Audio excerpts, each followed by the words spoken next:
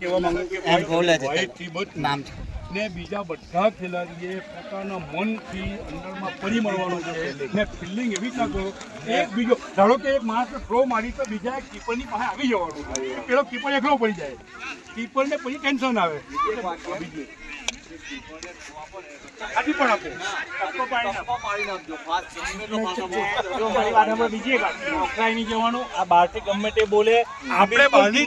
વાતોને ધ્યાનમાં નથી લેવાની એક્સ્ટ્રા હા બસ એક્સ્ટ્રા તમે લોકો બહુ રમેલા છે 184 રન એટલે ફાઇટ એટલે આપણે કેટલા રન બહુ ભારે કહેવાય પણ હવે તમારે તમારી ફિલ્ડિંગ હાચવવાની છે બધાએ પડી મળવાનું છે કેચ